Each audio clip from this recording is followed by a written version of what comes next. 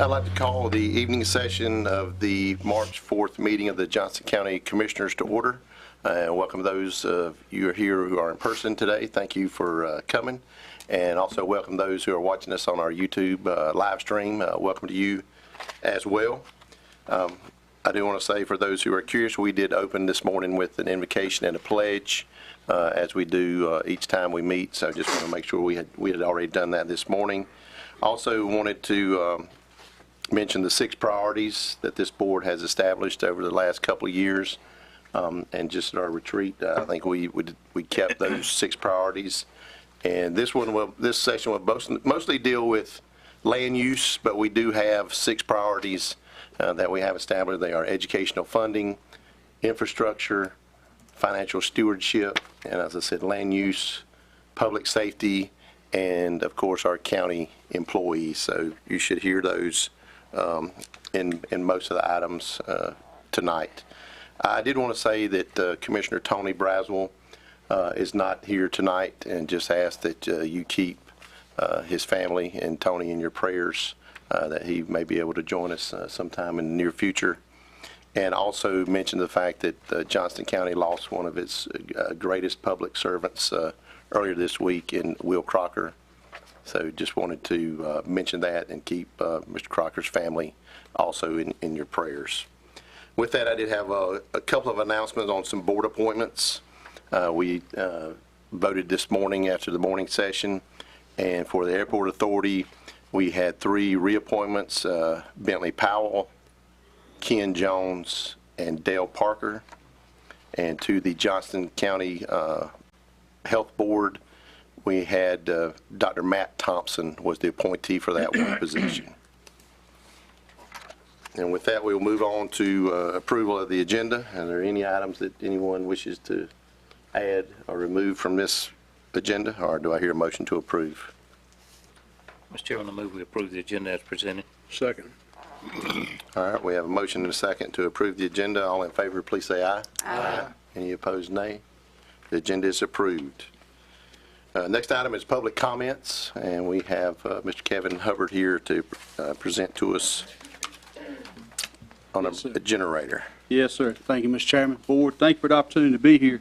I apologize for the short notice, but thank you so much for the opportunity to speak here tonight and talk to you. I've given you a copy of what I'm going to read to you, but I'm just going to kind of go over the first paragraph, and then I'll give you some more details. Johnston County Emergency Services, Emergency Management Division is requesting your permission to apply for the North Carolina Emergency Management Fiscal Year 24 Capacity Building Competitive Grant. The funding request will be used for the purchase and installation of a 230 kilowatt generator and an 800 amp automatic transfer switch in the amount of $250,000. The generator will be purchased and installed for use at the Johnston County Area Transit System, JCATS, located at 1050 West Noble Street, Selma, North Carolina, and will be capable of running the entire facility. This purchase will enable the building and property to be used as an emergency shelter or a special needs shelter for Johnston County in the event of an incident or disaster. So the grant is actually capped off at $200,000, and I've got Mr. Josh Jensen here with us tonight as well. JCATS has agreed to fund the additional $50,000 if we're awarded the grant. A little bit of history as far as our relationship. JCATS has been a great partner with emergency services over the years. They provided transportation, primarily transportation during pop-up emergency events, and more specifically during natural disasters. Hurricanes, we use JCATS a lot to get county staff and citizens to and from. Specifically, one primary example would be dialysis appointments. When they can travel on the roads, but the citizens can't, JCATS will go pick them up and take them to those meetings for us and those appointments. So it's a great partnership. This opportunity, when they built the new building last year, Actually, the building was built and designed to be an emergency needs shelter. Not only emergency needs shelter, but a special care shelter if we need it to be, which is a big deal for us here in Johnston County. We don't have many opportunities. Our primary opportunities for shelters are the school system, but this gives us another opportunity close by Smithfield to shelter our county residents. It's a great partnership, and I'd be glad to answer any questions you may have. And like I said, Josh is here also to answer any questions. I'm just curious, what fuel does that run off of? It'll run off of diesel. Yeah, diesel. Yes, sir. And they currently are wired with a manual transfer switch. I know Commissioner Browse was asking about that, but in the grant, we're asking for an automatic transfer switch, so we don't have to worry about it. We'll just switch over on its own. Fantastic. Right. And then what are you asking for from us tonight? Just the permission to apply for the Okay. grant. The deadline to apply for the grant is Wednesday night at 6 p.m. So we apologize, but we're under the gun, so just your permission to apply for the grant. Mr. Chairman, I move that we approve the Okay. grant. All right, we have a motion and a second. Any other discussion? If not, all in favor of the motion to approve the request, say aye. Aye. Any opposed, nay? Good luck. Get to work. Thank y'all. Yes, sir. Got it. Thank you. Thank y'all. All right. Anyone else wishing to speak during the public comment portion on an item that is not on the agenda? All right. Madam Clerk, do we have any emails come in for public comment? All right. Now we will go to the public hearing portion of the meeting. Our first case is 2401, and I will now open the rezoning hearing and ask Mr. Braxton Newton, our planning director, to come forward and present the case background and be available for any questions we may have. Yes, sir. Good evening, Mr. Chairman, Commissioners. First case this evening, 2401, involves a petition to remove 1.84 acres located at 15, 25, and 35 Chester Lane in the O'Neills Township from the environmentally sensitive area overlay district. This property is located, Chester Lane is located just off of Barnes Road, southeast of the intersection of NC 231 and NC 39. The owner is Hornet Homes, and the applicant is the same, represented by Mr. Jonathan Andrews. This property, as I said, is located in the O'Neills Fire District. The particular development was developed as a two minor subdivisions being served by an easement to serve these 6 lots. 3 of those, as you can see by your maps there and on screen, numbers 1, 2, lots 1, 2, and 3, are either wholly or partially in part encompassed in the environmentally sensitive overlay district. At your chairs, you do have a map, a topographic map with the environmentally sensitive overlay on top of it. And as you can see by that topo, this is actually draining to not to the Little River watershed, which is the watershed that is protected by this environmentally sensitive overlay, is actually flowing or draining back to the Buckhorn Reservoir drainage shed. This does coincide, that drainage does coincide with the hydrologic maps from the state of North Carolina, DEQ. Just to give you some idea of where that shed boundary is between Little River and Buckhorn, if you go along 39, which is due west of Barnes Road, that watershed, that line actually kind of meanders along 39. So clearly this is east of 39 and would be in that Buckhorn, and is in that Buckhorn Reservoir watershed. I'd be glad to answer any questions you may have. Any questions for Mr. Newton?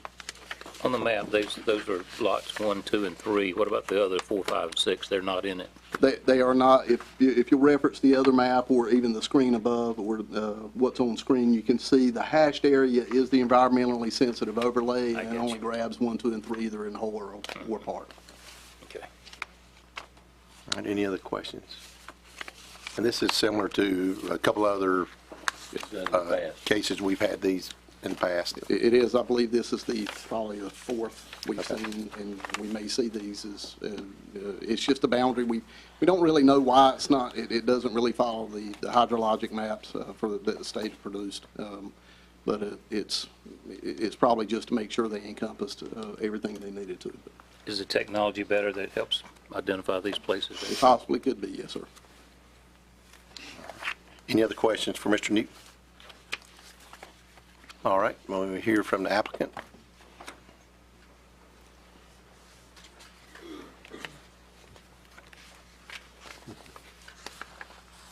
Hello, Jonathan Andrews, do I list my address? Yes, please. 7841 Stevenson Road, Apex, North Carolina. Any questions or anything you'd like me to share? I don't think so. I think that Mr. Newton probably covered He did my heavy the lifting. information for you, but any questions of Mr. Andrews? All right. Thank you. We made that easy for you. Are there any other public comments related to this case? All right, then I will close the public discussion portion of the hearing and ask Mr. Newton to come forward and summarize and present the planning board's recommendations. Yes, sir, Mr. Chairman. Planning Board does recommend approval of case 24-01 and the removal of the subject parcels from the ESA overlay district. Staff does concur with that recommendation. Any questions on that? All right, hearing none, I will close the hearing and turn it over to the board for deliberation. Mr. Chairman, I move we adopt the statement of consistency resolution as presented in the agenda packet and approve the rezoning request. I second. All right, we have a motion and a second. Any other discussion? All those in favor of the motion, please say aye. Aye. Any opposed, nay? Motion carries. I did have one question that's related to this case, but not specifically this case. So why, and this may be one for our council as well, why is this not can be a technical, I mean, Correct. why does it have to be a rezoning rather than come to us for approval? I think because it's map related. It's not a technical, it's not like an omission or a typo or anything of that nature. I think it would have to, because there is a clear, distinct boundary on the map. But we can. I'm just saying, to me, technically, you follow the topo line and it goes one way or the other, and I mean, that's why I'm asking. It seems like that would be in it. But if it comes to us, it comes to us. Okay. Well, thank you for letting me indulge in that question then. Yeah, we can certainly fix that. All right. So next up, we have a conditional zoning district hearing. I will now open that hearing and turn it over to Mr. Newton for some case background and to answer any questions that we may have. Yes, sir. Case 2402 involves a petition to rezone 8.46 acres of a 39.43 acre tract located at 3509 Crockers Nub Road in the O'Neills Township from agriculture residential to general business conditional zoning district. Owner and applicant Stanley Hall. The conditional zoning request is for an electrical lighting yard and equipment storage for Duke Energy contractor. The existing parcels that area is primarily agricultural residential, as you can see on your screen, and used for such purposes. Traffic counts on this portion of Crockers Nub Road are not available, and Crockers Nub Road does not appear on the CPD as needing improvement. Property is designated as agricultural area in the county's land use plan. The conditional request involves, once again, an electrical lighting yard, and you do have a site plan that has been provided by the applicant there at your chairs. In addition to that, there are 6 listed conditions that is included in your staff report.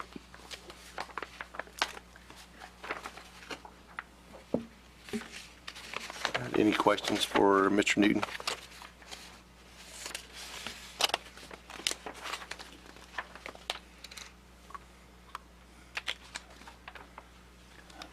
All right. See, hearing none, I will ask for the applicant to come forward regarding the request and the proposed conditions. If you would state your name and address there, Mr. Preston. Sure, I'm Philip Presley with TRC Engineers, 114 Edinburgh Drive, South, Cary, North Carolina, 27511.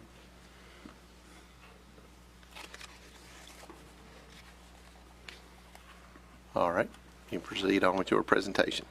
Perfect. I think this is called a lighting yard. I think traditionally we would call this more of a laydown yard. It's more of a storage area. There's no proposed utilities being pulled out or any of that at this time, so it's more of a gated area. I think lighting yard is a little, doesn't lead me to where what I would think of. So there's no plans to run power out and have a lot of lights or any of that. Okay. Anything else? And I will say the 6 conditions that your client is agreeable to those 6 conditions? Yes. Okay. Anyone else have any other questions? Mr. Godwin, you looking to, okay. Now, I just want to review those conditions again. Okay. All right, Mr. Preston, I guess we have questions. We'll ask you to come back up. But at this time, is there anyone else that wishes to speak to this matter? Please come forward. All right. Seeing none, I will close the public discussion. And Mr. Newton, if you would come forward and summarize and present the planning board's recommendations for us. Yes, sir. As it involves case 24-02, planning board does recommend approval and offers for your consideration the statement of consistency, and that is contingent upon the conditions and the site plan that was submitted. The Class B buffer, where does that apply to? I mean, this thing goes way back off the road.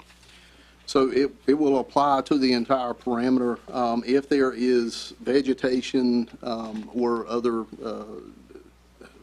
trees or forests that is subject, that balanced property, we will give credit for that where we can.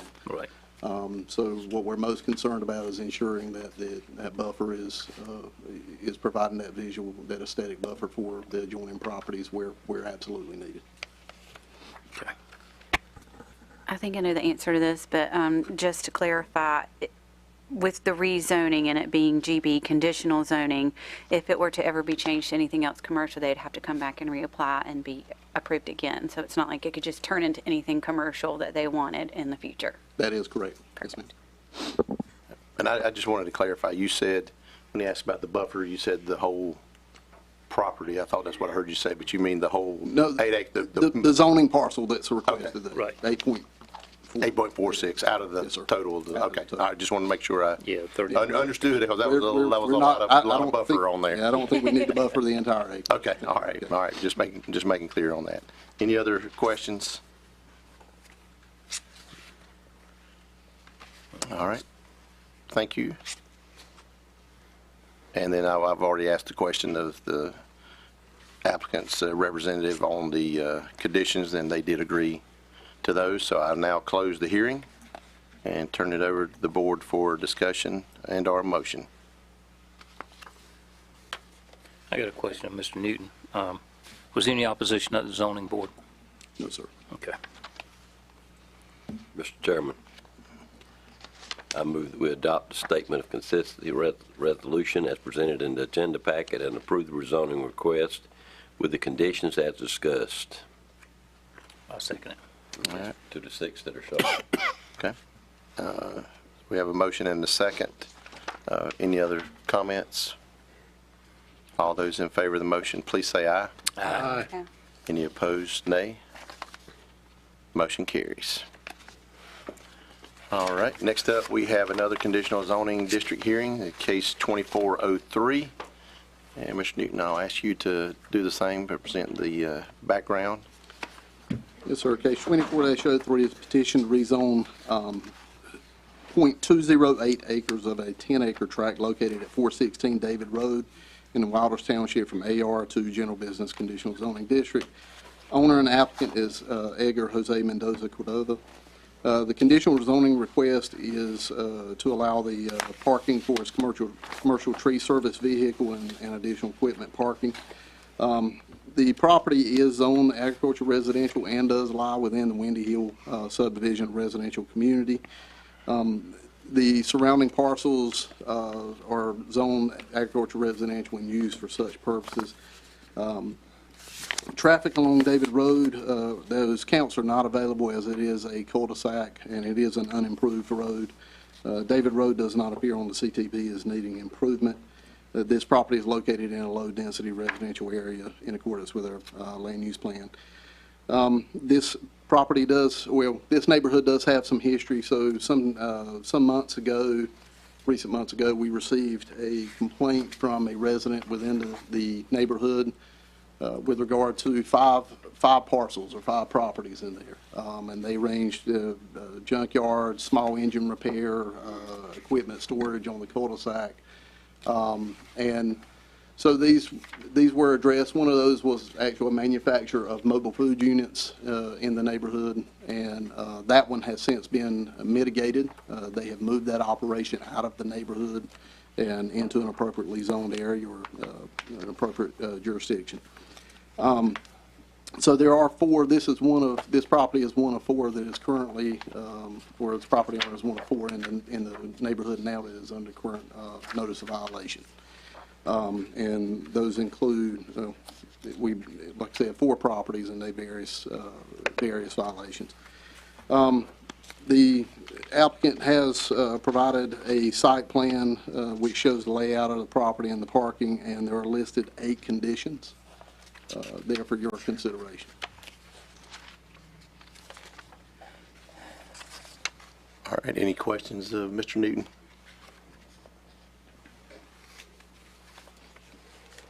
And you did say this came to you as a complaint? Yes, sir.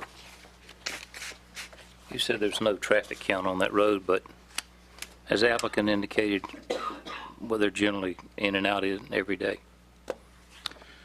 So there is no traffic count, no DOT traffic count. And once again, the road is unimproved and it is in less than ideal condition. Is it a private road? It is privately maintained. Yes, Okay. sir. It is not a publicly maintained road. And it is in rather a degraded condition, and we do have concerns, and once again, this, from a staff perspective, permitting this particular land use in this neighborhood may open up the gates for additional and there's roughly 25 residents in the neighborhood. And did you say there were 3 other? There's 3 other active cases, yes, sir. Okay. All right, any other questions for Mr. Newton at this time? All right. Thank you, Bryson. I will now ask for the applicant to come forward and present information regarding your request, and also, if you would put the proposed conditions up, please. Sure. All right. Good evening, everyone. My name is Calvin Mendez, and I am here representing Edgar Mendez, who is my brother, and he is the one who put the petition for rezoning 0.208 out of 10 acres lot located at 416 Davie Road in Wendell, North Carolina.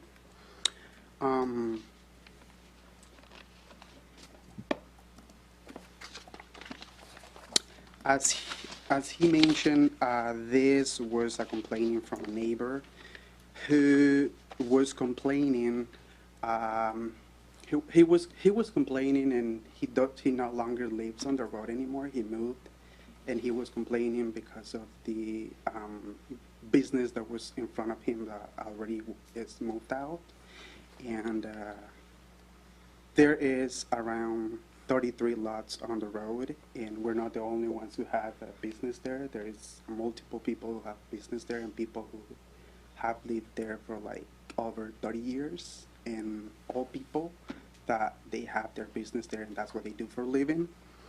In our previous hearing, not a single resident or neighbor showed up against our application. And that's why we went through the neighbor to collect signatures and see who was against us. Nobody. I have the signatures with me, and we collect around 70% of the signatures from the residents saying that they don't have any problem with us using or rezoning this little portion for parking the trucks. Do you have those with you? Yes. If you would, give them to our deputy Sure. clerk. And I'm going to ask our deputy clerk while we got to, can you zoom in on those conditions?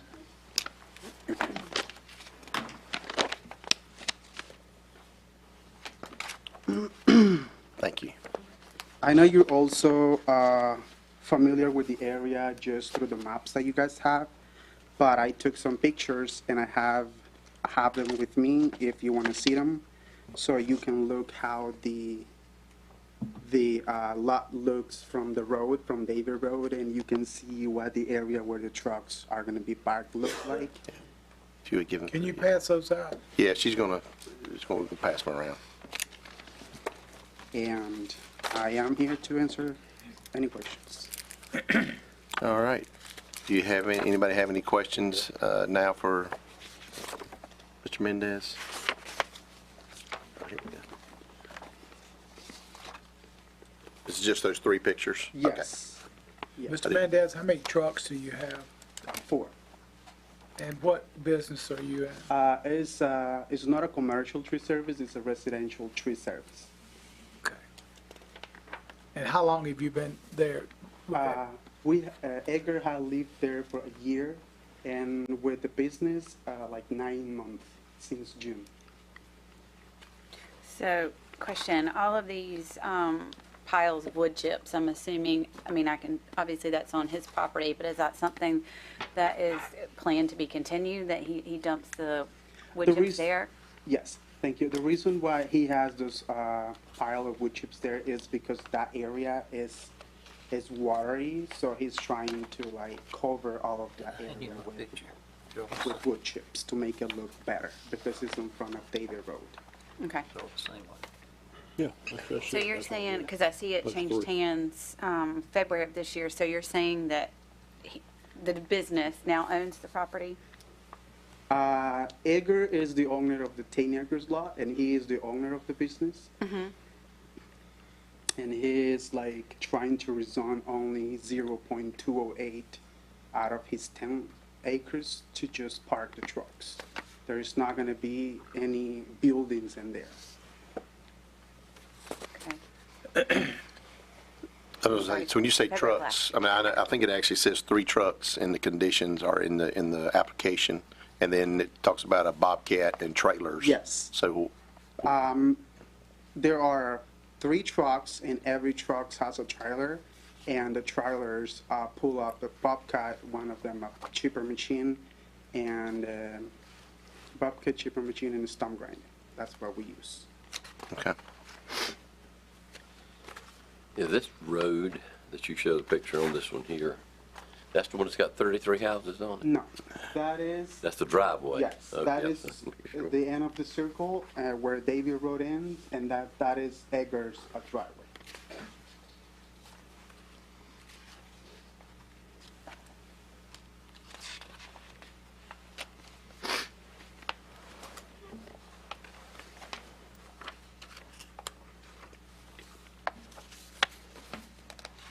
All right, any other questions at this point? My computer's being too slow. Braxton, did you say this is or is not in violation, or there is no restrictive covenants? It is currently in violation. They are currently in violation of county ordinance. I'm not sure about about restricted covenants, since we don't have any authority to enforce covenants. We typically don't really deal with those. Which ordinance does it violate? So it's the parking of commercial vehicles. You're limited to 1 commercial vehicle on an agricultural residential property. But if we rezoned it, it would be okay. And that is correct, yes, sir. Okay. These are just storage, so the ingress and egress is just twice a day. I mean, you go in and out one time a day. Yes. All right, and you see the 8 conditions that, you can look up here too, if you, it's easier than looking sideways, but your brother is agreeable to those Yes. 8 conditions? Yes. I do see that's 4 commercial trucks, the application, I think Yeah, says it's got 3. 4. Okay. Yes, we are okay with working with any of the conditions that you guys might have. Smack in the woods, so the buffer wouldn't really apply as it is now, right? But it would apply if somebody took the woods away, I would guess. Well, I think they propose, is that a fence, a 6-foot fence, privacy fence, as the buffer? Is that right? Actually, you have class. It's Class B, but. So we need to go with what's in the conditions, not what's on the drawings then. That would be correct, yes, sir. Okay, okay. It appears to be it's Class B buffer with fencing. Okay.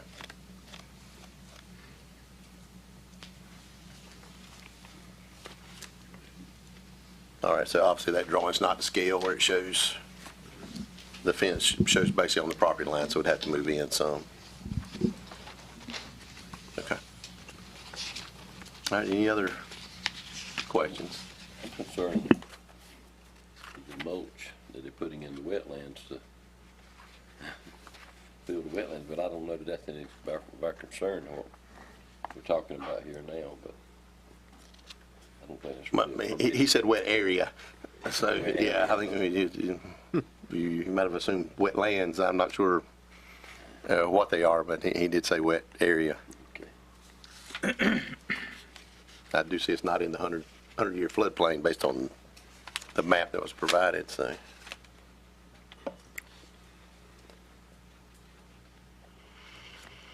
All right. Any other questions? All right. Mr. Mendez, thank you. Is there anyone else here wishing to speak? Yes. If you would come forward and state your name and address, please.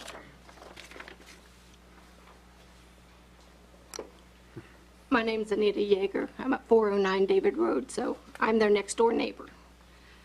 We've been out there 25 plus years. They, us, and the few businesses, because I am one in violation, upkeep that road. Nobody else does. Nobody else has the equipment to do it. So I hope you do approve them. They don't cause any problems out there. They go in, they go out. They're not in and out on the weekends. It's a Monday through Friday. So they're not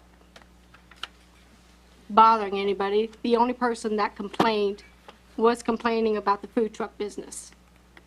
And rightly so. He was blocking them off. They couldn't get out of their driveway. So they have moved out. So I hope you take all that into consideration. And if you have any questions for me about... Any questions for Ms. Yeager? Thank you. All right. Yeah. Thank you. Anyone else wishing to speak? Good evening. My name is Gabby, and I am at 416 David Road. I just wanted to come... Gabby, what is your last name? Rubio. Okay. Sorry. So, Ms. Yeager beat me to it, but I just wanted to come over here and reiterate that the people who someone else is here from our neighborhood that helps maintain the road, as does Ms. Yeager's husband. As the gentleman back here said, it's a private road. And so last time, as he mentioned, Calvin mentioned, no one in the neighborhood came here saying that they opposed to our application. So that's why we went out and did try to talk to our neighbors, because we're pretty new. So whoever we did talk to, they were like, yeah, it's not a problem. So I did want to point that out. The other thing that he was saying, Mr. Braswell, about the mulch, sorry, about the mulch.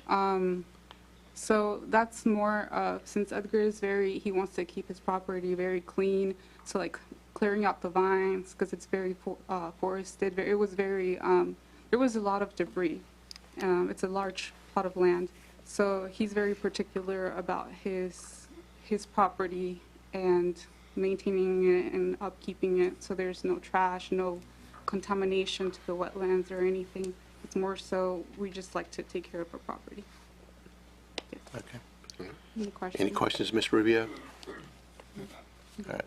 Thank you, Ms. Rubio. Thank you. Thank you. Thank you. Anyone else wishing to speak? All right. I will close the public discussion portion of the hearing and ask Mr. Newton to come forward and summarize and present the planning board's recommendation. Sir, Mr. Chairman, as it relates to case 24-03, Planning Board does recommend denial. It does say approval in your packet, but that is incorrect. That is typo. It is actually denial. And Planning Board does offer you a resolution of consistency for your consideration denying the request. And what were the reasons for the planning board's denial? Is that? It should be in your minutes, but they had concerns over the transitioning of this residential development into a commercial, ad hoc commercial park, because once, and setting a precedent for the others in violation to bring forward additional applications for consideration.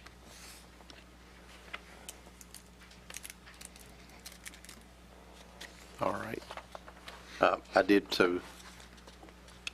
So I'm gonna I'm gonna make sure procedurally we had somebody wanting to comment about that. Is that, can I open back up? Hold on one second. Can I open back that up, or should I keep it closed? This is not quasi-judicial, so it's the chair's. Got a little.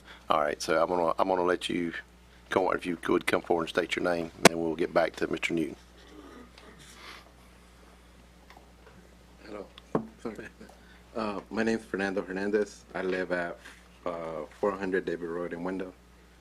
My dad and I bought it about 10 years, so we've been there for about 10 years. When we arrived, the road was, it wasn't a road, it was clay, red clay. So with the years, all the businesses and everybody there has chipped in little by little to buy asphalt, millings, and all of that, and try to maintain it to our best, because, you know, it's just a little, it's not a lot of people. Like you said, it's 30-something houses, but about, you know, 6 to 10 people are actually the ones that chip in. His concern was that about letting a business be in a residential area or something, but if he let them do it, he might have to let other people do it, but nobody will go, and the other people will need to do the same work we did, which is go to all the neighbors and get the approval of all the neighbors. It's not just, you know, other people might want to do the same, but they also have to put in the work and go to every single neighbors, and everybody has to be in. Right. Same process. Yeah. You're going through now. Yeah. Yeah. Well, that's it. All right. Thank you, Mr. Hernandez. Raston, you want to come back up?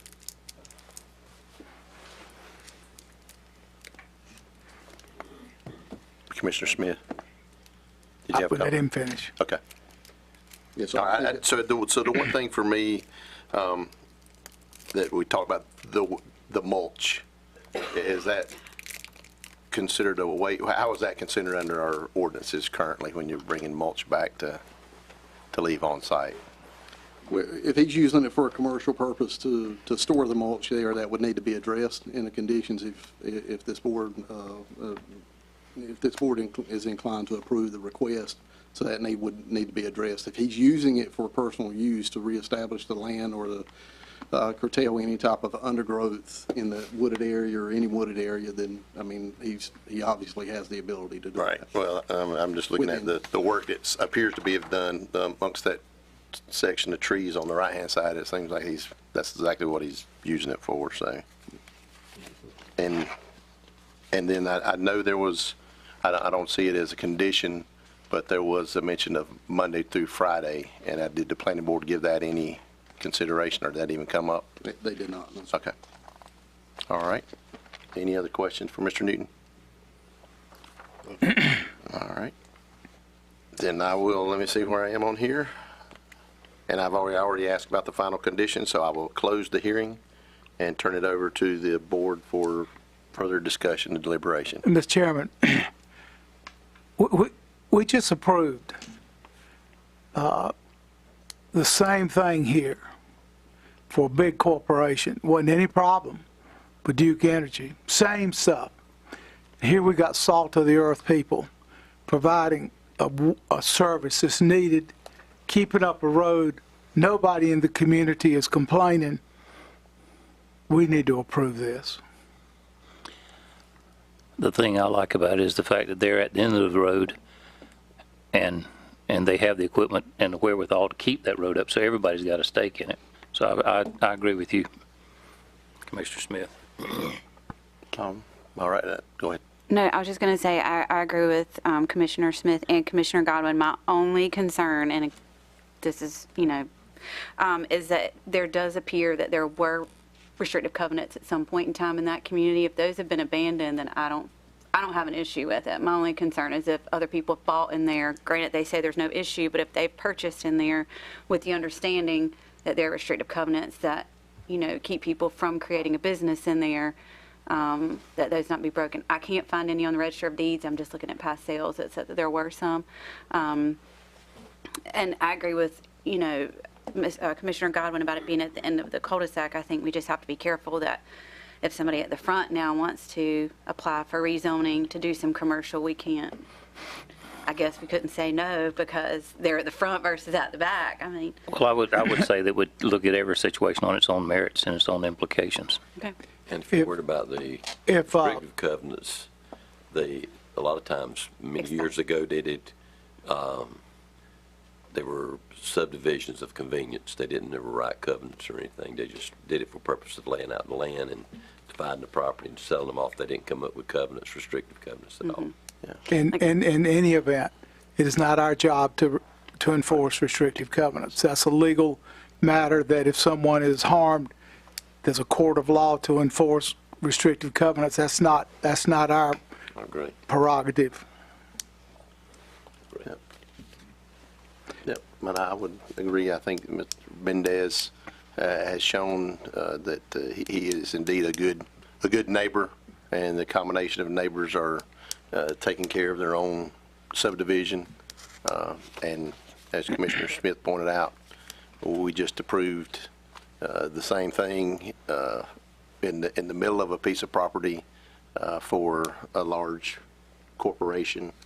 And as you described, that salt of the earth, I think that's exactly why we have people who are working hard to make a living and doing good in their community. So, Mr. Chairman, I'd like to, I think I got the right motion, to adopt a statement of consistent resolution that's presented, I think that's right, in the agenda package, approve the rezoning request with the conditions as discussed. Second. All right, we have a motion and a second. Any other discussion? All those in favor, please say aye. Aye. Any opposed, nay? Motion carries. All right, if y'all can say, we'll give you a second if y'all, unless y'all want to hang around. You're welcome to hang around. All right, the next case is a special use permit request. It is a little bit different. It is quasi-judicial. So we have to swear in our speakers. It's a little bit more like a trial.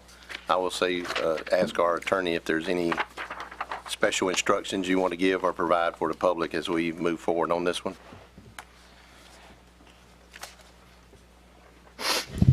In a quasi-judicial hearing, you hear evidence, and that evidence must be material, competent, and substantial. And typically the way that the process works is that the applicant will come forward and present the application, and then to the extent that there are interested parties, then those interested parties would have the opportunity to present to the board. Okay. And this does require anyone wishing to speak to be sworn in. So I say if you are thinking you might want to speak, I would go ahead and suggest you get sworn in, and our deputy clerk will do that.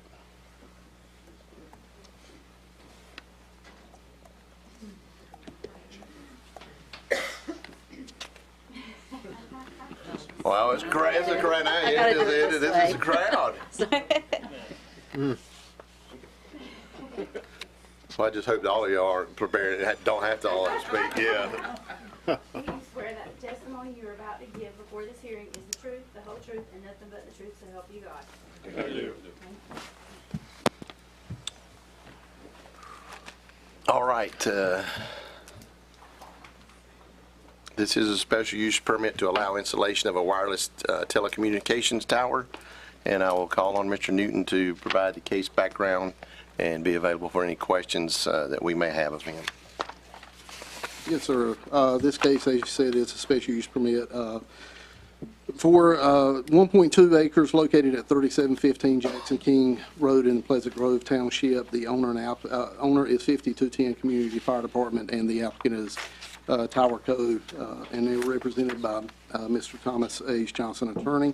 The request is to allow for a telecommunications tower with related equipment to include their ground compound or ground-mounted equipment within a compound. Excuse me. The surrounding land uses and zoning are AR and used for agricultural residential purposes. Traffic counts on Jackson King Road is approximately 2,200 vehicles per day. This is a 2022 count. Jackson King Road does not appear on our CTP as needing improvement. The property is designated low-density residential place type in accordance with the county's land use plan. As you will see, our third-party consultant, Cityscape, has reviewed and has provided a report of sufficiency and for the cell tower as well, and that is included in your packet. Just as a note, the applicant is requesting relief from two standards within the ordinance, which the ordinance does permit that, and that is given to you in your staff report, an excerpt from the ordinance and those specific standards where it does allow for relief or allow them to request relief from this body. There are also special use conditions that are listed in your staff report as well, and there are 9 of those. We'll be glad to answer any questions you may have. Any questions for Mr. Newton?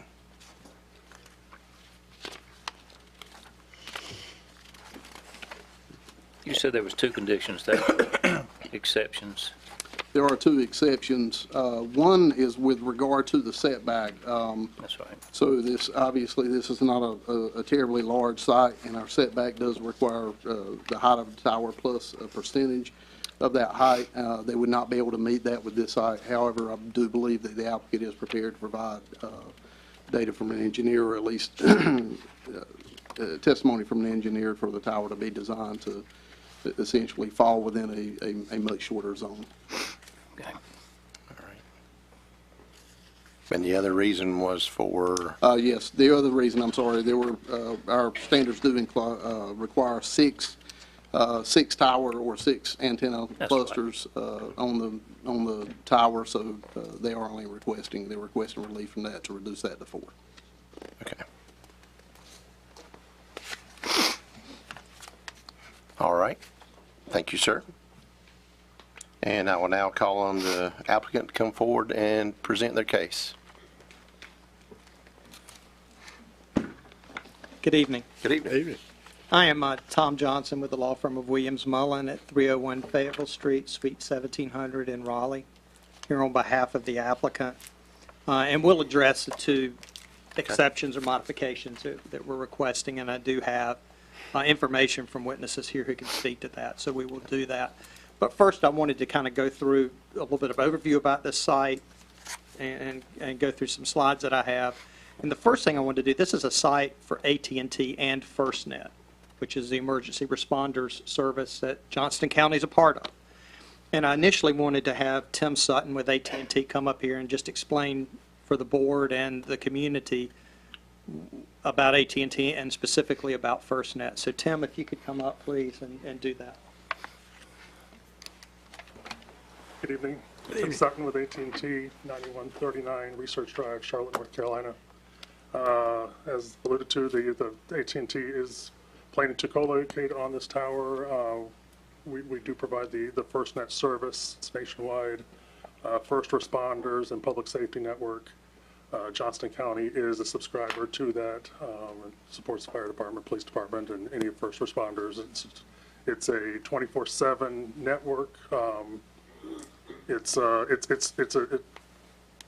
The bandwidth is dedicated to the first responders. It's open to the public during general terms, but during emergencies, the system is smart enough to recognize when the first responders' handsets that they have is utilizing the network, that it will preempt the public use of the network, and then give the first responders priority access, total access if needed of our spectrum in the case of emergencies, or whether, it could be any sort of emergency, but it recognizes the handsets, the usage of the handsets that the first responders that subscribe to the network have, and then it prioritizes that access to those responders to give them kind of a VIP access to our network.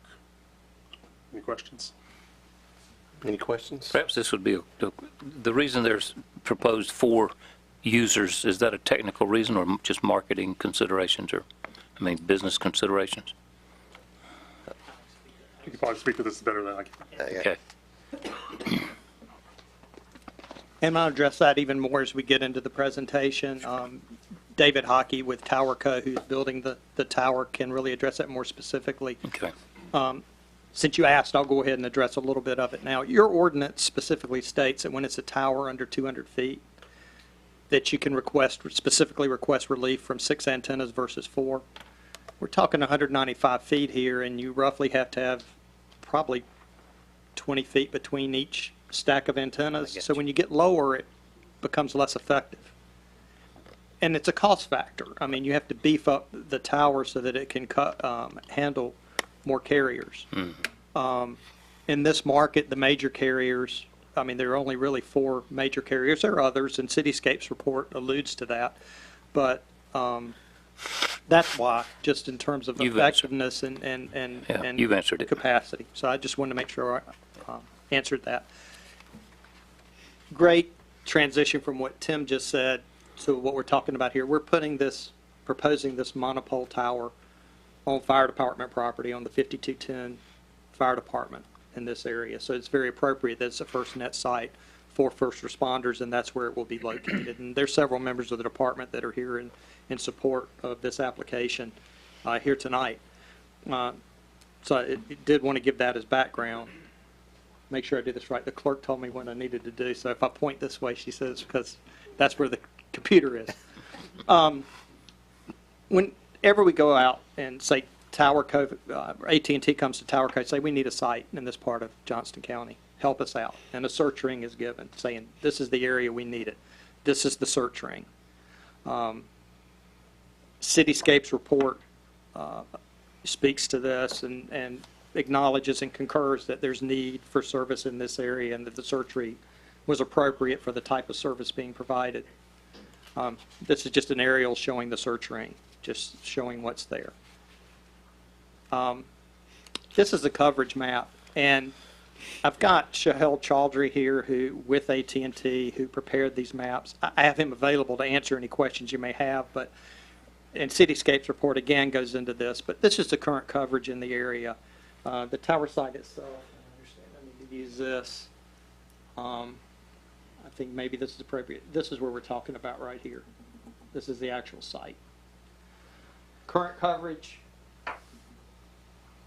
you want the blues and the greens so you can have in-building coverage. If you'll see here, there's a lot of the pinkish color or magenta color, red if it were, and white. Well, white's nothing, okay? With the red, you may get some outside coverage. That's what you have right now. You just don't have effective coverage in this area. You've got a little bit of the yellow, but that's about it. But when you turn this site on, the white basically goes away. And then in the center of this area, in this part of the county, you have, in-building coverage, in-vehicle coverage. You have really good coverage in this part of the county where it just doesn't exist today. That's what we're after. That's why the request was made. And you can see the line that goes through is the Wake County line. We did, as part of your ordinance, notify Wake County and let them know that we were building a tower here. That's required under the ordinance. No objection, no concerns or anything like that from Wake County. This is the overall site plan. You can see the fire department there and where we're proposing to put the tower. This gives you a more up-close view. There's the search ring that shows, or no, I'm sorry, the fall zone that shows now, and I'll have the engineer speak to that in just a few minutes about the tower being engineered in order to be able to fall within that fall zone. It'll be on the part of the site that where obviously to the side there's plenty of parking because of the fire department parking right there. There are some trees around it that will help buffer it on the sides where there are no trees, which are basically toward Jackson King Road and toward the fire department. We're landscaping. And again, this is a closer view. As you can see, we've got it set up for 3 additional carriers in the future. Those ground spaces are outlined in the what we call the compound, which is the fenced-in area. Oops, I went too fast. This is basically a sketch of what it would look like. Single pole. Your ordinance says below 200 feet, it shall be a monopole. It doesn't say maybe, it doesn't say if, it says shall. That's what we've done. Your ordinance also has a preference for either galvanized steel or weatherproof painting. Galvanized steel is the best because over time it ages and it blends in, and you don't have to worry about painting it and paint peeling or anything like that. The proposal is galvanized steel. Here's a landscape plan, as I spoke to earlier. Basically shows, on 2 sides putting landscaping, but the rest of it, because of the trees that exist, is really not needed. And this gives you an idea of the site and where it'll be located. It's basically that polygon area to the side of the parking lot. This is a street view. It'll be to the right on where that grassy area is. The ordinance requires a balloon test and photo simulations. We did that. We floated a balloon, took pictures of that, and let the public see it, and it was well publicized. And then we come back and do photo simulations. Now, I'll tell you, the balloon test is really not as effective as it might have been at one time. The computer simulations are unbelievably good. And I've seen before and afters, so I've had that experience. But let me go back here a minute. This is showing where they were all taken. White Memorial Church Road is where those red pegs are. There was no visibility there at all. The others, there was some visibility, and I'll show you what you can see. This is a photo simulation. This is looking northeast from Pleasant Lane. You can see it in the distance from this subdivision back here in the back. This is looking east from Linville Lane. See a little bit above the trees. This is looking south from Jackson King Road. You cannot see it. This is looking northwest from Blackberry Creek Drive. You can't see it. Again, there's another one looking northwest from Mount Pleasant Road. You can't see the tower. And you notice this isn't summertime. This is like fall, so some of the leaves are gone. So if you could see it this time of the year, if you can see it any time. This is looking north from Jackson King Road, so you can see it there in the distance. This is looking south-southwest from Jackson King Road. Again, a good bit of it's covered. In the summertime, it's going to be covered more because you can see some of those trees that don't have leaves right now. But this is looking straight on from Jackson King Road, so obviously you can see it from Jackson King Road. But that on the bottom that you see fence is going to be landscaped, so that will be covered. And this is looking north from Mount Pleasant Road, so you can see it across the field there.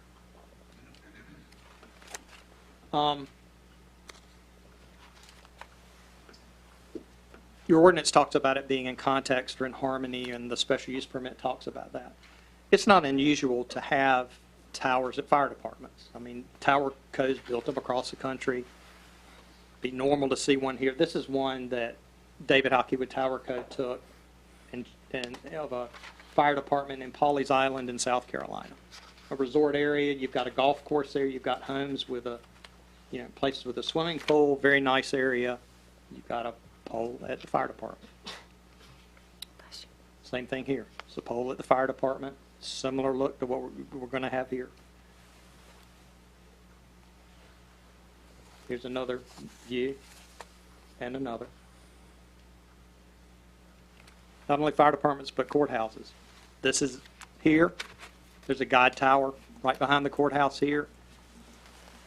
Haven't been in most of the counties of the state. Sheriff's Department's often in the courthouse, and the Sheriff's Department has a tower there for their communications equipment. It's not unusual.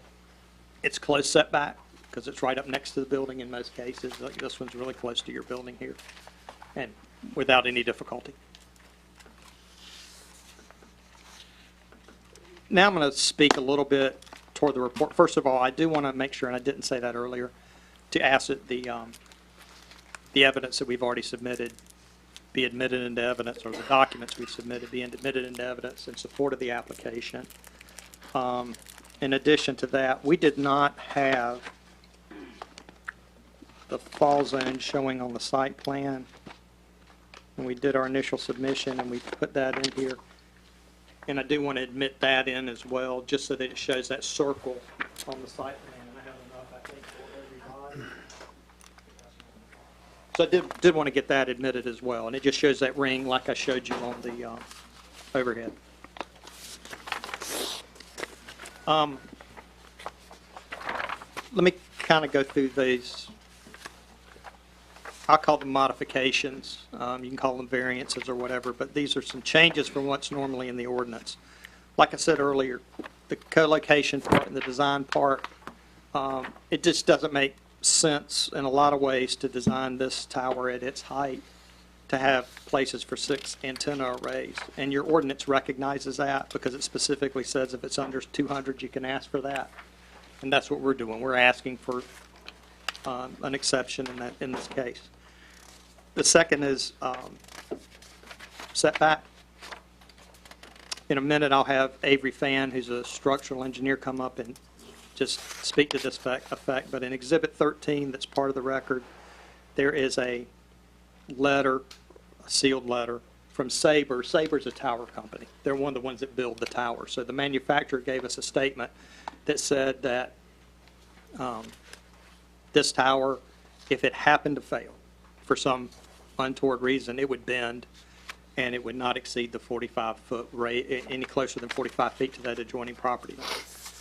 Because these towers are built not only for wind and ice loading for your particular area, and it's based on long-term weather data.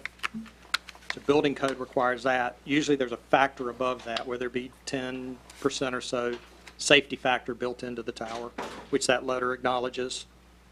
And then if all else fails, it'll bend. It's not going to fail at the base plate, as they said, which is where the is bolted to the foundation, but it will bend. And that's based upon experience with these towers and severe weather events. So that's why we're asking for that reduction. But the other thing I will tell you, and David Hockey can come here and speak to this, when he was trying to find a site here, there were a lot of folks that didn't want to give up that much land for a tower. To be honest, they have 110%, have that big fall zone. They just didn't want to give up the land.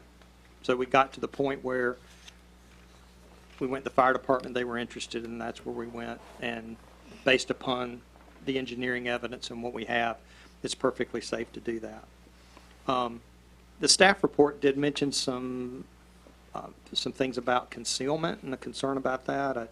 I did want to address that and didn't want, Braston didn't mention it earlier, but I didn't want to not mention it. But I did mention it somewhat in what I said earlier, and that is your ordinance says it shall be a monopole if it's under 200, which we've done. The galvanized steel and collar. Your ordinance also recognized part of the concealment techniques is landscaping around the base of the tower, which we're doing. And more than anything, we're putting it at a fire department where if you drive by, you can expect to see a tower at a fire department for emergency communications purposes, which is exactly what this is for. So, again, basically we meet those requirements. I'll briefly go over the general requirements for a special use permit. I've spoken to the ordinance, but basically, first requirement under a special use permit is that it maintain or promote public health, safety, and general welfare. I don't know what could do it better than this. It's FirstNet. It's for first responders. It definitely helps public health, safety, and general welfare, but also for the public. Folks use their phones now. They don't pay for a landline and for a cell phone. They have a cell phone. So if they have an emergency, they need to be able to get the service. And right now, quite honestly, that service isn't really available there, especially for AT&T at least, and I suspect for others. Second standard is that the use or development complies with the required use and intensity regulations in the ordinance, which we've done. And we went through that in detail, and I've gone through it in an overview fashion, but we went through it in detail in our application, so we meet those requirements. That the use or development is located and designed so as to maintain or enhance the value of contiguous property. We have an impact study from a North Carolina certified appraiser, Michael Berkowitz. He's here tonight. He can affirm that, but he found there was no adverse impact. That towers are around us and around developments. And truly, there have been developments that towers there first, and they come and develop right up next to it. And that's, especially in this area where folks are wanting housing, that's happening regularly. Finally, that the use or development conditions with general plans for the, or conforms with general plans for the physical development of the county's planning jurisdiction as embodied in the zoning ordinance and the future plans. This is in an area that's intended to be rural, low density. So this is a more advantageous area rather than the medium density, the more dense residential. So we're in that category where if you're going to put it in an area that's somewhat residential, this is the area to do it under your ordinance and under your future plan. And we're limiting the height because of where it is, because the acknowledgement is it's residential, and that's likely what it's going to be for any time here in the future, so we're below 200 feet. Most important part of that is no lighting. So if I could, I'd like, I know the statements are sealed and in the file, but I've got the experts here. I just wanted to make sure we're covered on that. I can get them to just come up here and say. That will be fine. Yes, I'll get their name, address, Preferred. qualifications, and say they agree with the reports that are in the file. So first I'll have Avery Fan come up. He's a structural and civil engineer with Kimley Horn, and he'll give his name, address, qualifications, and speak to Saber's report. Hey, good evening. Name is Avery Fan, 421 Fayetteville Street, Suite 600, Raleigh. I'm a civil engineer, structural background, came out of NC State. I've been working predominantly in the telecom industry since 2008. Tons of experience working on new and existing cell phone structures. Done a lot of work on Saber design poles.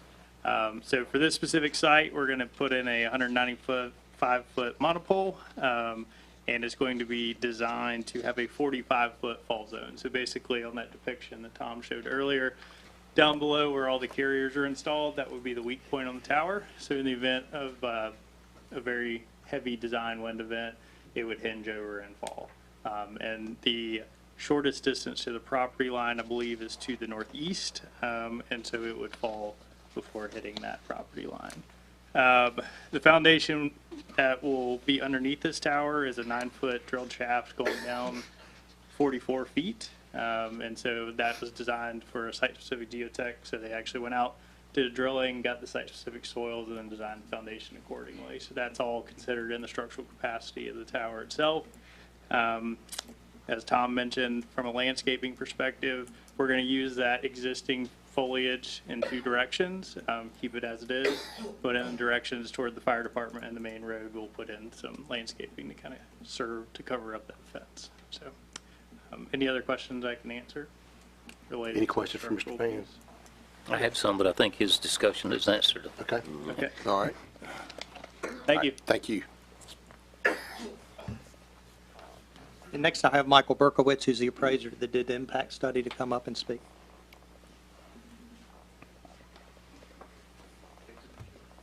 Good evening. My name is Michael Berkowitz. My address is 1100 Sundance Drive, Concord, North Carolina. I've been a certified general appraiser for over 20 years in North Carolina and performed this impact study. There are two things that I did with this impact study when you try to determine whether something would have an impact. You do a quantitative analysis in which I provided residential developments with views of towers above tree lines like there are here, and was able to quantify and isolate the impact of the tower. The market provides no empirical evidence to support a diminution in value. Second thing I did was a qualitative analysis. In Johnston County, for a previous study, there's a tower on Dixon Elementary. I've also seen towers on fire station sites throughout the state.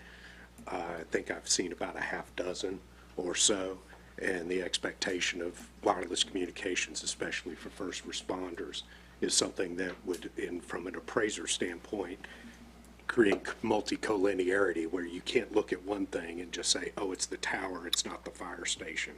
And so those two things kind of are compatible.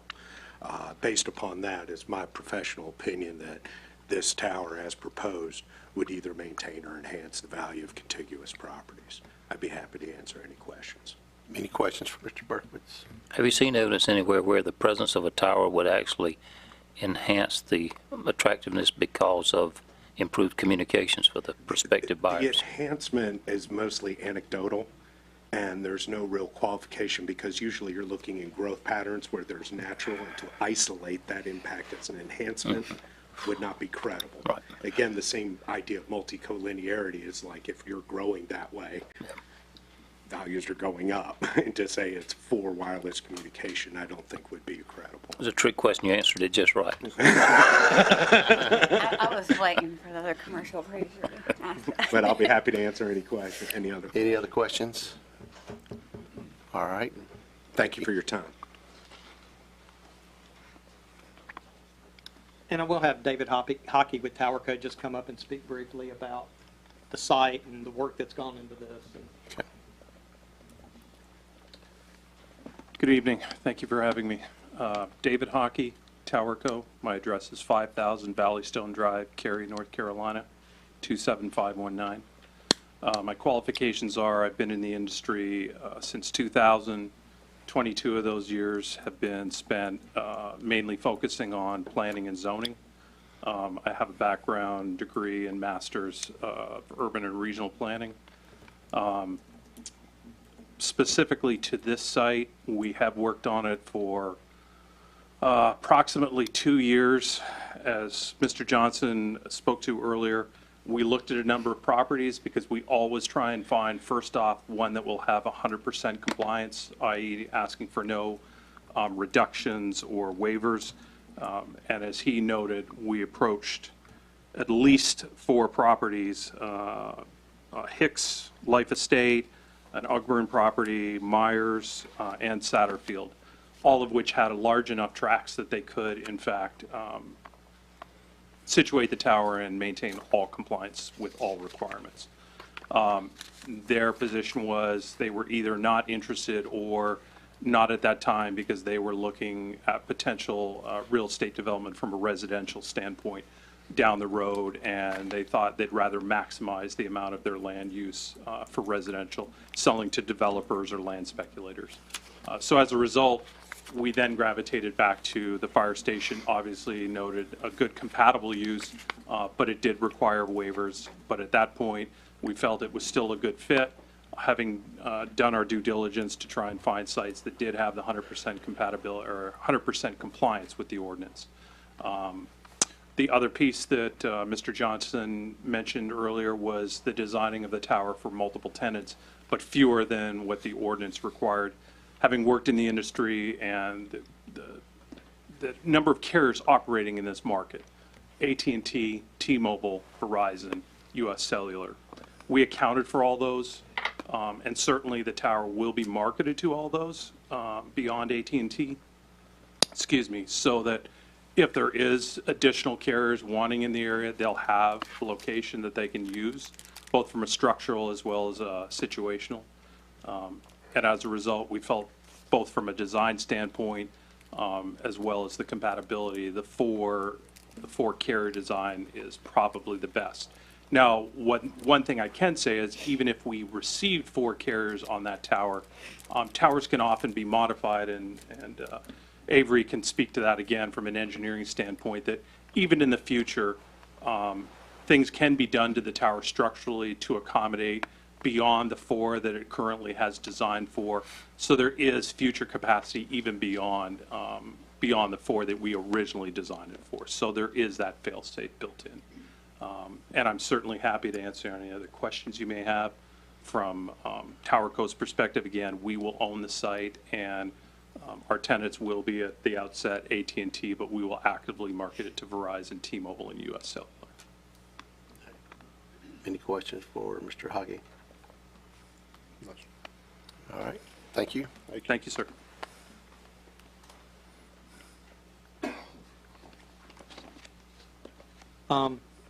At this point, I'll just summarize by saying we're really on the same page. I mean, with staff, with Cityscape.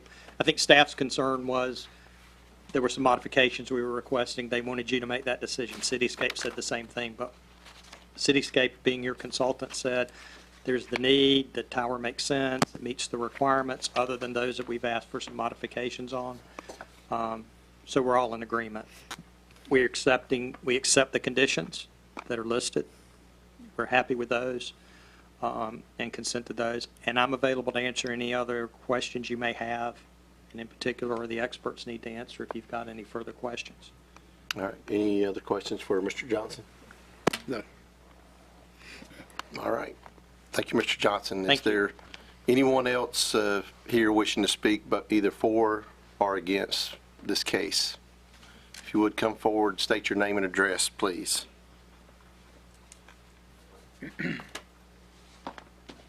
My name is Greg Johnson. My address is 2890 Mount Pleasant Road. I own the farm back behind where the tower's proposed to go in. I've been a resident of the area for over 40 years. I would like to speak in opposition to the proposal of the Jackson King Tower. This is a farming and residential community. The gentleman mentioned that they reached out to other landowners in the area, and nobody wanted to allow their tower to be built.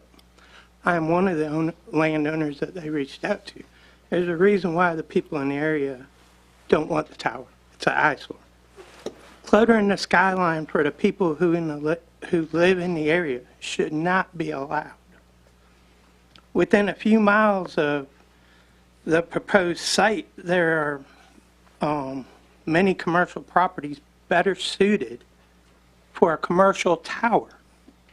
In fact, 5210 Station Number 1 is approximately 8 miles away from this particular site.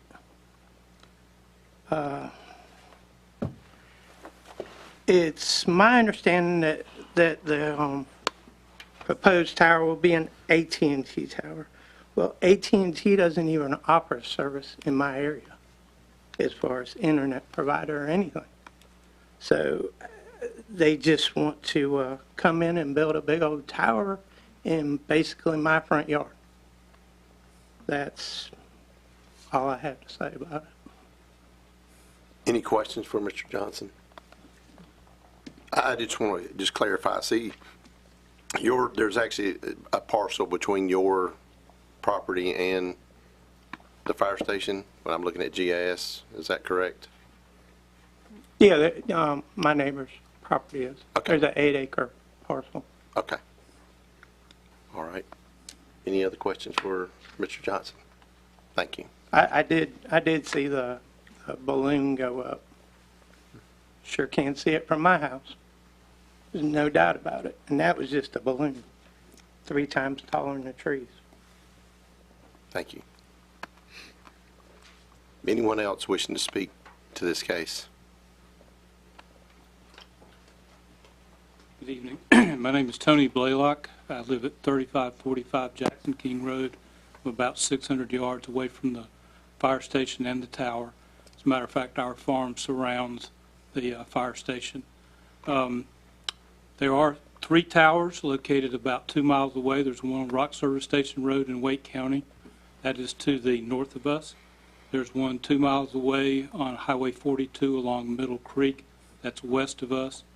There's a tower about 2 miles away at the Dixon Road school site, or in that proximity, which is a little more than 2 miles away. I am a Verizon customer. I do not have service, consistent service at my house. I typically have to go outside to take a call if it rings at all. This is a safety concern for me in the area. I think that a tower, either at this location or very close by, is essentially needed, especially for an emergency situation.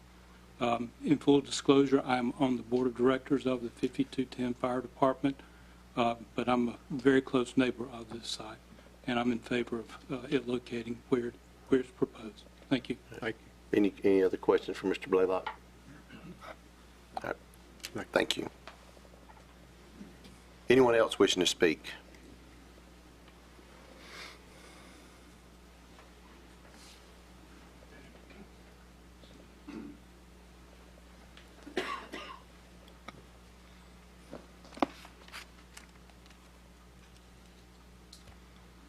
Got to put my glasses on. If you would state your name and address, please. I will. My name is Mark Knox. I live at 255 Lake Eva Murray Drive, and it's a Raleigh zip code 27603. I've lived there for 30 years. For full disclosure, I am a 26-year volunteer member of the 5210 Fire Department, and I am also the captain at Station 2, which is a total volunteer fire department. I'm also on the board of directors of the 5210 Fire Department for over 26 years.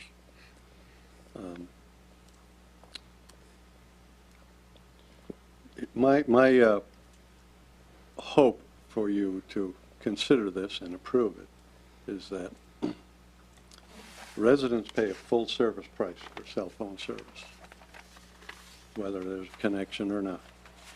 The bill doesn't stop. And there's little debate relative to cell phone service in this northwest area of Johnston County.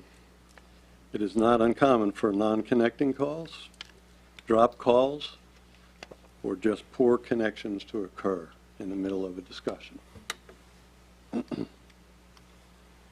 People are trying to call their family members. They're trying to conduct business on cell phones today, or they need 911 service. This is just my opinion, but I think there's 5 key elements to emergency services in Johnston County and anywhere else. A modern quality 911 center, and we thank all of you and the management of the county for a great center we have now. I got a chance to tour it with our fire chief who was here. Excellent service and built for the future. Law enforcement response is the second thing. EMS response is the third thing. And fire department response is the fourth thing. The last connection is the cell phone. Now, I will tell you where I live, and some of my neighbors could testify if they were here. Sometimes when we dial 911, we get Wake County. That causes a delay. When you are having a medical crisis or a fire or a gas leak at your house, time is of the essence. In closing, I'd just ask you to consider this proposal. I think we've met all the conditions. We and the tower company have been working on this, as stated by David, for 2 years now. One last thing we thought, we want to be a good neighbor. We really do. And we're sensitive to the citizens because we serve them. And we serve them because they help support us. So we thought we'd take a pulse of the community around us. And over the last few weekends, when people had some free time, we went around to the residents that surround this cell tower proposed site. And if you don't mind, I will present you with 326 signatures of residents who are in favor of it. And that includes everything around the site within a mile, mile and a half. So I thank you for your time and your consideration. Thank you. Thank you. Any questions from Mr. Knox? All right. thank you. All right, anyone else?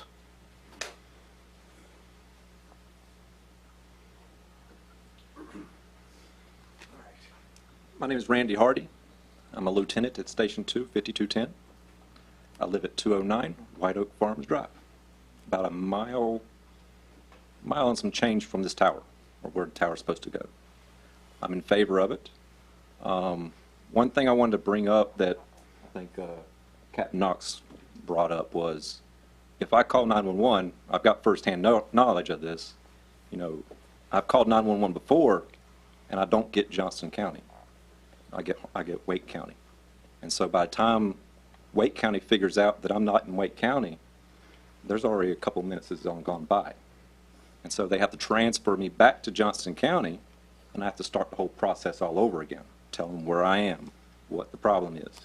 And so everybody in my general area has the same problem, because our local tower is in Wake County.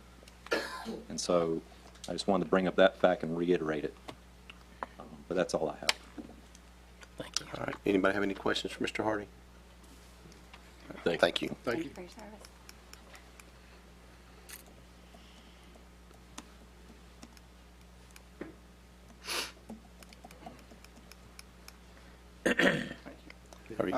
I'm Bill Hardy. My address is 1061 White Memorial Church Road. I'm in favor of the proposed tower. It's frustrating that we have the service that we have currently in the area that we're in. When I own a small business, and when we try to talk with customers, usually on our cell phones, you know, the service is not that great. So I would like to see better service, and I think the tower would do that for us. And I noticed on some of the maps that you were showing that the tower is more or less in a wooded area. It's not encroaching anybody's subdivision or farmland or anything like that. It's in a pretty much wooded area. So I would be for the tower. Thank you. All right. Any questions for Mr. Hardy? Okay. Thank you. All right. Anyone else?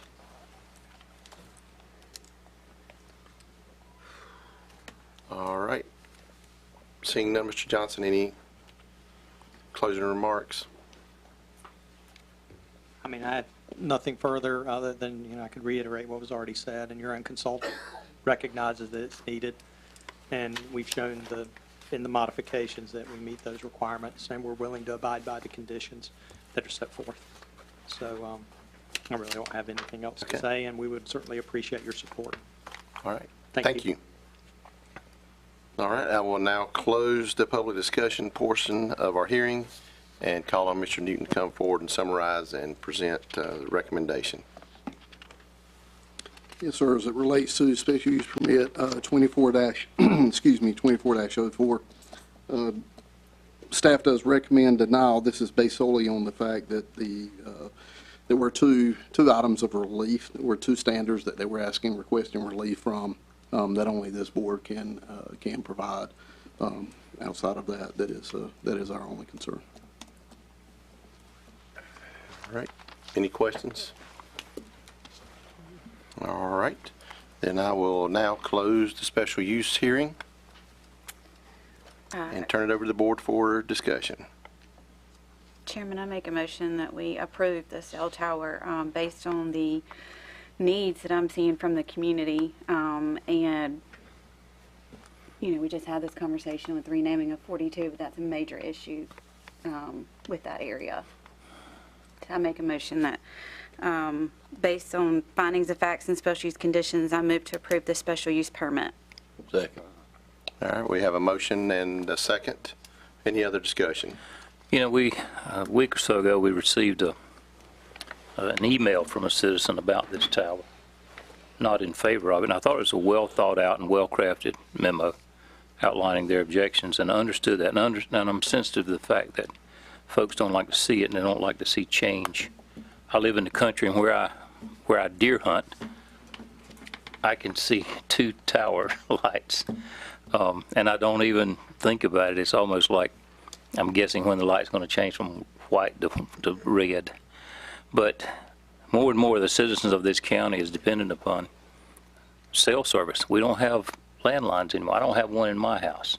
And a lot of folks, and I dare say a lot of folks in the subdivisions next door don't have them, and they depend on that cell service. And I think that outweighs the, while there's consideration for the desires of a few of those local folks, I would support the motion. All right, any other comments?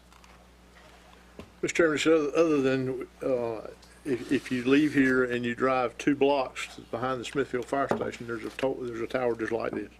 And we were involved in installing that 20-some years ago. And when we first put it up, it was shocking. And then now you drive by it and nobody ever sees it because it's just been there, and it's been a vital part of the communications in the area. And I think it's a good thing.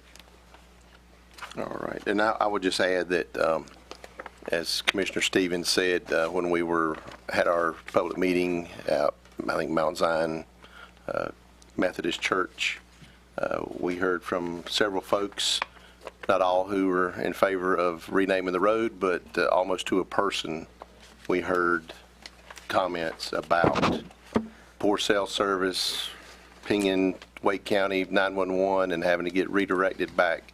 So I think outside of this meeting, all of those who attended that heard that same discussion about a safety concern, and our own emergency services was aware of it and heard of it as well. So I think, as Mr. Johnston stated, the 4 findings of fact have been met.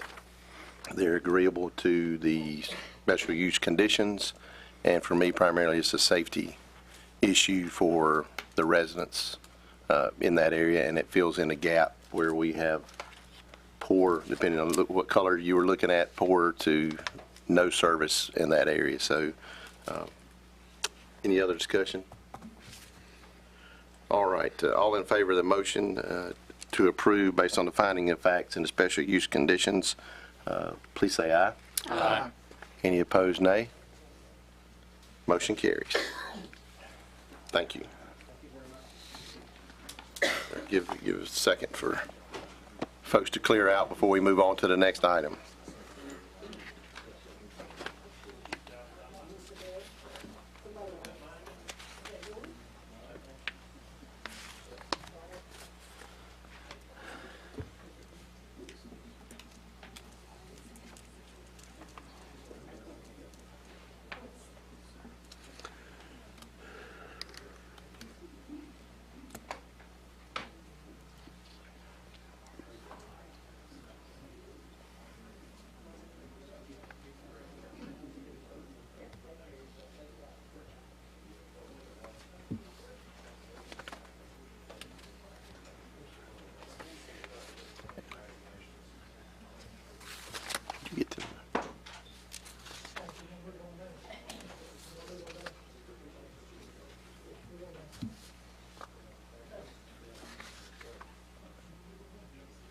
All right, we will move on now to the next item on the agenda, which is an update on our solid waste program, particularly our, I'll say, lack of a decal program, our convenience center, and Chad McLam, our finance director, will come forward and present that.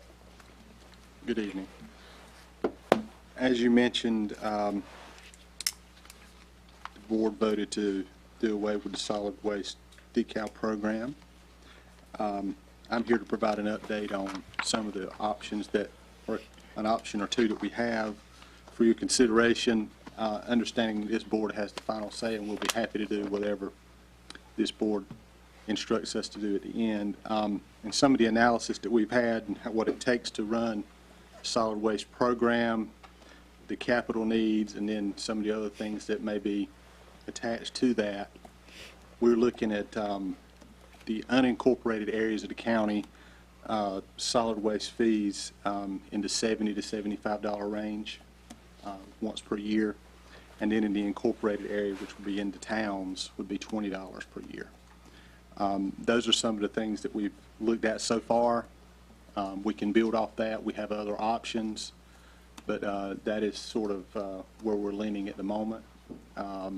it's an option that we have, but we can certainly come back to you with other options, or if there's any direction that the board wants to go in going further, we can certainly make that work and bring it back to you. But that's kind of where we are now, considering that we're in March and the program is going to end in June 30th. And we'll be happy to answer any questions that you might have related to that. All right. Any questions? I know Commissioner Godwin, you had a couple of thoughts. Well, I realize, and you know, when we're talking about a lot of other counties capture a fee on the tax billing as a line item, and that's probably the predominant methods throughout the state. The revenue that we lose by not having a decal, I think I guess to start with, I'm concerned about the transition year this year and trying to lay the burden on the tax office to try to get that straightened out in time. I would be in favor of absorbing the loss throughout this year and coming back with a comprehensive program beginning next year. And just, I mean, we've got plenty of leeway to take care of that without impacting our ongoing programs. So that's what I would advocate. Yes, sir. All right. Anyone else have any comments or questions for Mr. McLam? And by the way, I will say that Fund 66, or the solid waste program, you know, the decal program is just one phase. You know, it's the landfill program. So we have landfill, solid waste, recycling. There's more symmetry there, more areas in that where we could, if we need to make up some things and shift stuff around, we can, if that's the pleasure of the board too. In addition to some of these, looking at some of these areas of different costs, and certainly we could look at, you know, absorbing the loss for 25, 50 or 25. The chairman's mind is saying we were just going to receive this as a report. That is correct. Yes, that is correct. No voting or anything. No, that is correct. Yeah. Right. Yeah, we're going to receive this as information tonight. I know there was some, in some of those numbers you had mentioned, there was a little bit more involved in it. It was setting it, some of that money would be set aside for future capital projects at convenience centers, also a crew to clean a roadside cleanup crew, for lack of a better word, in there. So the numbers that I just spoke about included all that. Was a worst case scenario in terms of what we're see from right now, including a capital outlay program and a roadside cleanup crew, and also to pay for the operations. okay. And yes, this is just for under advisement. I'm happy to answer any questions, but we don't expect any action tonight, unless you want. No, and I would just say too, for the public, and you started off the conversation with it, is decals are gone. Yes, sir. The discussion now is how do we fund that piece of the program, or how do we provide the funding? So the decals, to be clear, decals are gone as of June 30th. They're no more, and this board is trying to decide other ways to pay for that other than a decal fee. So Whatever direction this board decides to go, our staff, our offices can make it happen. There's a lady approached me at a lunch meeting today, a lady I respect a lot, and she said, we got to do something about trash on the roads.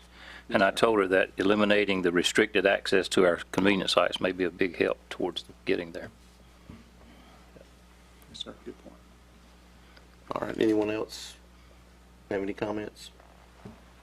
Appreciate you. Thank you. I was going to ask. I had one. I was going to give everybody else a chance. Okay, I'm sorry. Yes, sir. So, to me, there are a couple other options I'd at least like to see you evaluate for us. One, and to build on what Commissioner Godwin had mentioned, is what would a number, if we had a transfer from the general fund on a regular basis, what would that number be? And then the other would be, if there were to be a tipping fee increase, what would that number be? Or the amount of the increase or the total number, whichever one. It's just some options in addition to the one I know you worked hard on it. Our consultant, who's also here, Vance Moore, Garrett Moore, has put a lot of thought into this, as well as what convenience centers might look like in the future. So I appreciate all the work that has gone into that.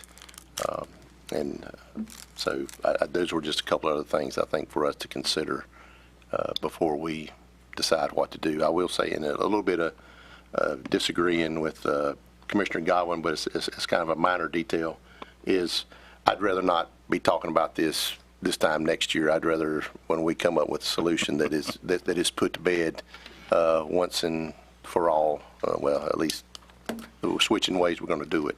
But I'd like to see us make a decision this year and move forward. So we will all work in these areas here and bring you something back. Okay. With that, I think we're done. I appreciate at this it. point. Yeah. Yes, sir. Anytime. Thank you. All right. Thank you.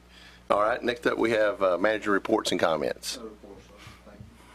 All right. I will throw it over this way for board comments and reports. Thank you. No, sir. Thank you. Everybody please get out and vote tomorrow. That's right. Tomorrow is election day, so make sure you get out and vote. So, so the only thing a brief report on is we had a regionalization meeting this past week. All the towns were represented, as well as the county. I think, and this utility, I'm talking about water and sewer in particular, regionalization. And I think that the discussions went well. There are issues that are still to be worked out. I think the biggest one, we had a presentation on exactly what was an authority and what that meant. And one of the big things for the towns that they did not want to lose was their ability to annex properties outside the town, voluntarily annex into the town because of wanting water and sewer. So I think that was a topic of most of the discussion. But again, things are moving forward with that. So I think we have another meeting next month. March 4th. No, March 21st. Yeah, March the 21st on that. But I do know that we should have sometime shortly that time or shortly thereafter a report from our consultant Black & Veatch on our phase 2 of our regionalization. So we do have some things coming together on that as we're moving forward, looking at what does the future of Johnston County water and sewer, what that looks like. So that's my short report on that, and I don't have anything else, so I will look for a motion to adjourn. Mr. Chairman, make a motion we adjourn. Second. All those in favor say aye. Aye. Motion carries. We are adjourned.